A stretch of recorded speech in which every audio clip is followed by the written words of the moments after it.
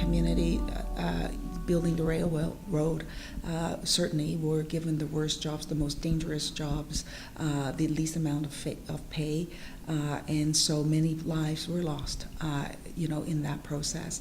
There were other incidents related to the discriminatory practices for the Chinese Canadian community here in Canada. Take, for example, I was shocked to learn this history. People who had leprosy, right, were put on an island. We call it the Darcy Island. They were just pretty well just dumped in an island to fend for themselves. Once a month, a ship would go by. There would be boxes of supply just dumped there. Literally, they would have wood delivered there once a month as well, so that the sick can bury the dead. Right? I mean, that's part of our history. That's part of our Canadian history. Pretty appalling, if you ask me. Non-Chinese Canadians were, of course, had access to medical health services, to hospital and nurses and so on, but yet the mistreatment is rampant. Part of our history also segregated children. Chinese children, for example, weren't allowed to go to public school, as an example, so there's also that element of it. It took a very long time for the Chinese community to be able to own property. Once upon a time, we were not allowed to own properties. We were not allowed to enter into certain professions.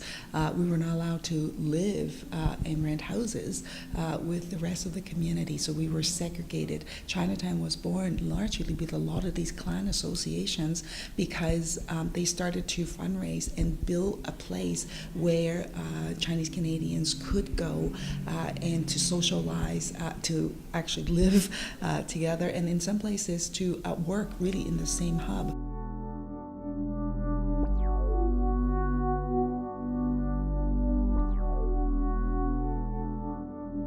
The first stage really took place in the federal arena. Margaret Mitchell, the former MP for Vancouver East, actually brought this issue to the House of Commons. Was the first MP who brought it to the House of Commons, and that was to get the redress for the head tax for the Chinese community recognized in the House of Commons. Now, after many, many years, she took the battle on, and after many years, the community came together, and eventually the Harper administration finally issued an apology and finally issued a redress. On behalf of the people and government of Canada, we offer a full apology to Chinese Canadians for the head tax and express our deepest sorrow for the subsequent exclusion of Chinese immigrants. Gana Dai Dohi.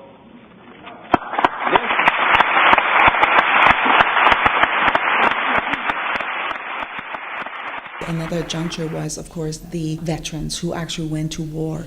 They went to war and sacrificed themselves, even though they were not Canadians, were not recognized as Canadians, and did not have the franchise.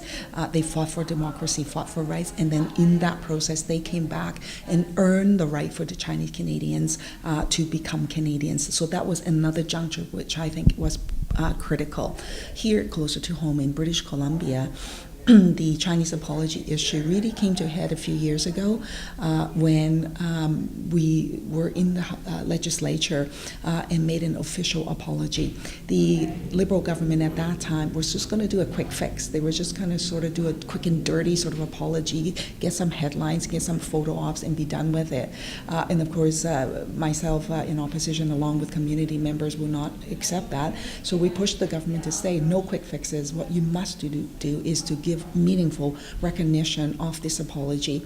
And so we began that process. There was a motion that I contributed to writing in the provincial legislature that the government accepted, and then ultimately that was unanimously supported. And I think in that process we also exposed a lot of the discriminatory practices in the history, and then also recognition of the veterans, the railway workers, all the people who really helped build Canada. And I think that was also an important juncture in this history as well, in getting recognition.